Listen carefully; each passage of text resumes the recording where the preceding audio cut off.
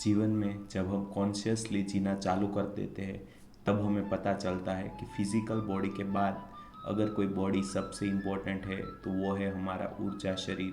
हमारे जीवन को चलाने वाला, हमारे जीवन को महसूस कराने वाला अगर कोई जो शरीर है तो वो है हमारा प्राण शरीर, ऊर्जा शरीर, जिसको हम इमोशनल बॉडी या तो इथरिक बॉडी भी बोलते हैं।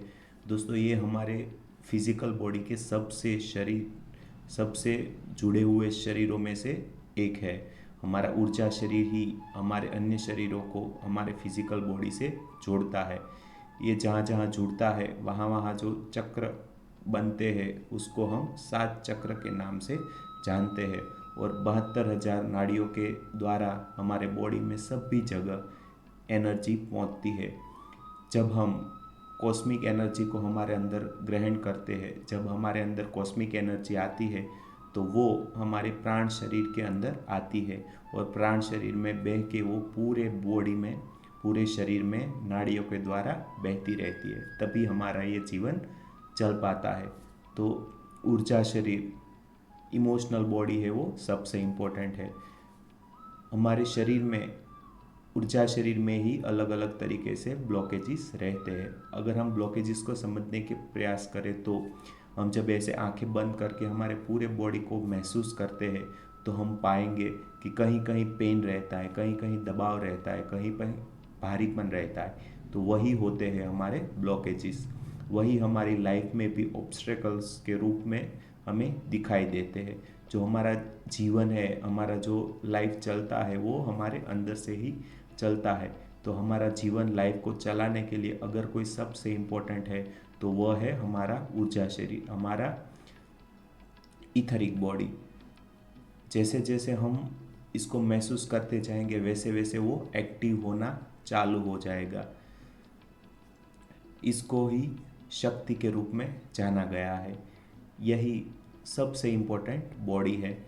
वही इमोशन को कंट्रोल करता है। हमें जब अच्छा लगता है, जब बुरा लगता है, हम कोई भी फीलिंग को फील करते हैं, वो हमारे ऊर्जा शरीर के द्वारा ही होती है। वो हमारे प्राण में चेंजेस होते हैं तभी हमें महसूस होता है। वो हमारे प्राण को ही चलाने का काम करते हैं। जब हम हमारे इमोशन को भी कॉन्शियसली देखना चालू कर देंगे तब धीरे धीरे हमारा प्राण शरीर एक्टिव होना चालू हो जाता है। एक्टिव तो वो थोड़ा थोड़ा पहले से ही रहता है लेकिन वो कॉन्शियस होना चालू हो जाता है। हम जब देखते हैं, हमारे बॉडी को महसूस करने का प्रयास करते हैं, तब जिसको हम महसूस करते हैं वही होता है हमारा प्राण शरीर, वही होता है हमारा ऊर्जा शरीर। तो उसको धीरे धीरे एक्टिव करके उसको कॉन्शियस करना ही हमारे लाइफ का गोल है। अगर एक बार हमने हमारे ऊर्जा शरीर पर विजय पा लिया, कॉन्शियसली जीना चालू हो गए, तो हमारी लाइफ को हम अच्छी तरीके से हैंडल कर पाएंगे। तो ऊर्जा शरीर में जो एनर्जी बहती है वही हमें इमोशन के रूप में फील होती है। जो हम फील करते हैं वही है हमारा ऊर्जा शरीर। हमने बात किया था कि जो फील करने वाला है वो है हमारा मनुष्य शरीर। दोस्तों, हम एक्चुअल में ये प्राण शरीर भी नहीं है, ये फिजिकल शरीर भी नहीं है, ये मनुष्य शरीर भी नहीं है। हम तो कुछ और ही है। तो आने वाले वक्त में हम वो भी प्रयास करेंगे कि हम कौन हैं वो जानने का प्रयास करेंगे। तो हमारा जो ये ऊर्जा शरीर है वो लाइफ में सबसे इम्पोर्टेंट है। हम जो खुराक खाते हैं उससे हम ऊर्जा लेते हैं, उससे ऊर्जा मिलती है। उसके अलावा जो हम सांस लेते हैं, जो हम प्राणवायु अंदर खींचते हैं, उसके द्वारा भी हमें ऊर्जा मिलती रहती है। तो अगर हम ये प्राण शरीर को एक्टिव करके उसको कॉन्शियस करना चाहते हैं तो प्राणायाम सबसे इम्पोर्टेंट है। प्राणायाम यानी सांस। जब हम सांस लेते हैं और छोड़ते हैं उसको हम कॉन्शियसली नहीं करते, उसकी वजह से ही हमारा ये जो प्राण शरीर है वो कॉन्शियस नहीं है। तो एक बार हम धीरे धीरे जो हम सांस लेते हैं, छोड़ते हैं, उसको देखना, उसको महसूस करना, उसके प्रति कॉन्शियस रहना चालू कर देंगे तो धीरे धीरे हमारे प्राण शरीर, हमारे इथरिक बॉडी को भी हम कॉन्शियसली देख पाएंगे, हम महसूस कर पाएंगे। तो जब हम सांस लेते हैं तो ऐसा नहीं है कि सिर्फ हम वायु या ऑक्सीजन ही अंदर लेते हैं, हम प्राण लेते हैं। पूरा ये जो क्रिएशन है उसमें से प्राण वायु खींच के हम हमारे अंदर लेते हैं। तो जब वो प्राणवायु अंदर जाती है तब वो इड़ा और पिंगला दो नाड़ियों के द्वारा अंदर घुसती है और पूरे बॉडी में 72,000 नाड़ियों के द्वारा अलग अलग जगह पे पहुंचती है और पूरे बॉडी को चलाने का काम करती है। और एक एक सेल को, एक एक भौतिक शरीर के एक एक सेल को एनर्जी पहुंचाने का काम यहीं से होता है। तो प्राण शरीर बहुत ही इम्पोर्टेंट है। वो 3 नाड़ियों इड़ा पिंगला सुषुम्ना से चालू होके दोनों साइड 36 हज़ार करके 72,000 नाड़ियों से पूरे बॉडी में एनर्जी पहुंचाने का काम करता है। जो हमारी राइट साइड रहती है वो है इड़ा, लेफ्ट साइड रहती है वो है पिंगला और सेंटर में रहती है वो हमारी नाड़ी होती है पिंगला। ये जब हमारी राइट नोज से सांसें चलती है उसको कहते हैं सूर्य नाड़ी, लेफ्ट साइड से सांसें चलती है उसको कहते हैं चंद्र नाड़ी। उसका हम डीपली अभ्यास करने वाले हैं। जब हमारे बॉडी को ठंडा रखना होता है या हमें गर्म रखना होता है तब हम ये नाड़ी शोधन करके या तो नाड़ी पे विजय पा के हम हमारे बॉडी को किसी भी टेम्परेचर पे अप या डाउन कर सकते हैं। ये सिंपल प्राणायाम के अभ्यास के द्वारा हम कर सकते हैं।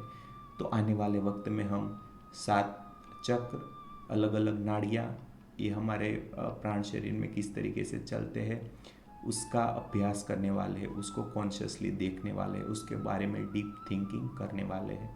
तो आज चैत्र नवरात्र के पावन अवसर से, आज फर्स्ट नवरात्र है, उसके दिन ही हम ऊर्जा शरीर को जानने का प्रयास कर रहे हैं।